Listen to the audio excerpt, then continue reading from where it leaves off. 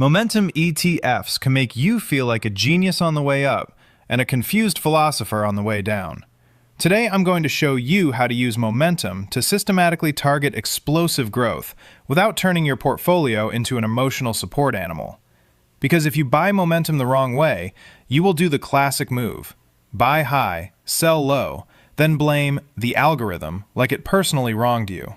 If you're trying to grow a portfolio fast, momentum can be rocket fuel. But rocket fuel is not the same thing as safe. Use it with a plan, and you can potentially capture upside when trends persist. Use it with vibes, and you will learn humility, quickly, and usually on a red day. Disclaimer: this content is for educational and entertainment purposes only and is not financial, legal, or tax advice. Investing involves risk, including loss of principal. Consider your goals, time horizon, and risk tolerance before investing. Speak with a certified financial advisor to help you develop a customized plan. Now, let's get back to learning. Here's the plan. First, what momentum actually means in normal human language. Then, why it works, and when it breaks your heart. Finally, a practical way to use momentum ETFs like SPMO, MTUM, XMMO, and VFMO without wrecking your long-term plan. Momentum is basically this: you buy what's been going up more than its peers, and you avoid what's been going down. Not because you are psychic, but because markets trend. Quick visual. Imagine 3 stocks. Stock A, up 30% in the last 12 months. Stock B, up 10%. Stock C, down 15%. A momentum ETF tilts more toward A, less toward B, and usually kicks C to the curb. Not because C is evil, because C is currently the portfolio equivalent of "I'll start Monday." Most momentum models look at returns over windows like 6 and 12 months, often with a volatility adjustment. Then they rebalance on a schedule. That schedule matters because momentum changes. Yesterday's hero can become tomorrow's "why is this in my account?" Momentum is the idea that assets that have done well recently can keep doing well in the near future. Think of it like a song climbing the charts. It gets popular, more people notice it, and it can stay hot for a while. One reason it can work is behavioral. People tend to underreact to new information at first, then pile in later, and that slow reaction can create trends. Also, humans love a bandwagon. We will stand in a 40-minute line for a brunch spot because TikTok told us to. But here's where most people get this wrong. They buy momentum when it's already trending on social media, then panic sell the moment the chart stops looking like a ski lift. Why momentum can work. Markets are run by humans. Humans underreact, then overreact, then write long threads explaining why their overreaction was actually rational. That slow to fast reaction can create trends that last months, not days. Why momentum can get wrecked. Sharp reversals. If the market flips from growth is everything to cash flow is king in a few weeks, the winners list changes fast.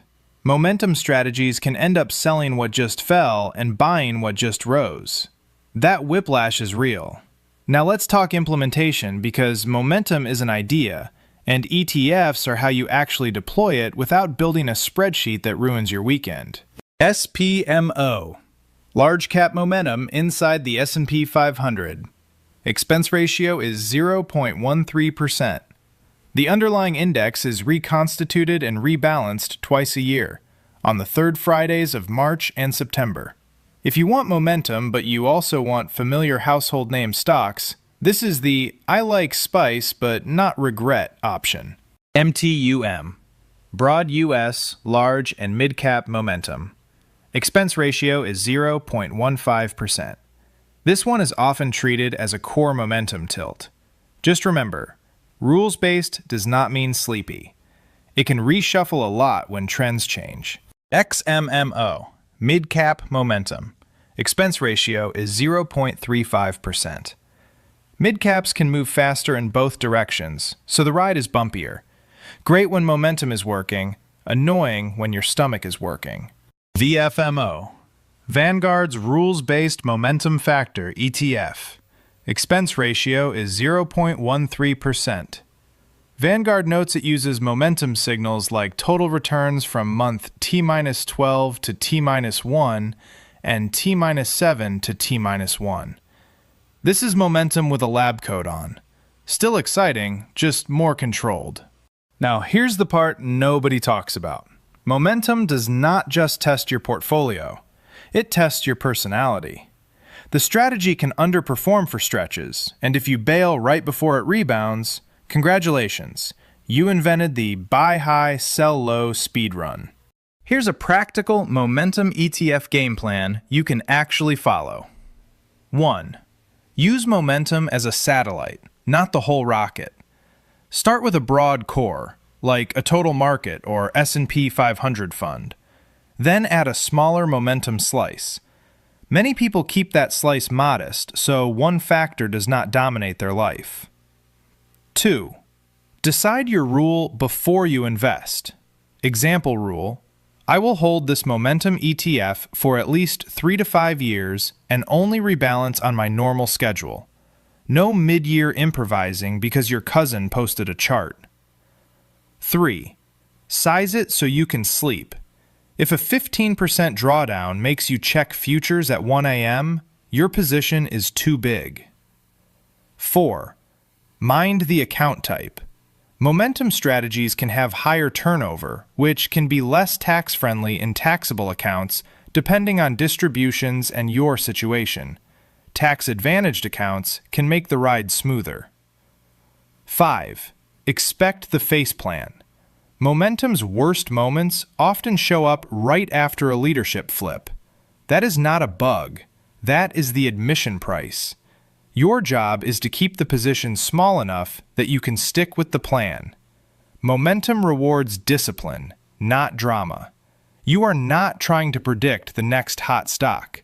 You are trying to consistently participate in trends while keeping risk on a leash. The takeaway: momentum can boost growth, but only if you treat it like a rules-based tool, not a lottery ticket. Keep it sized right, rebalance on schedule, and let the strategy work through the awkward phases.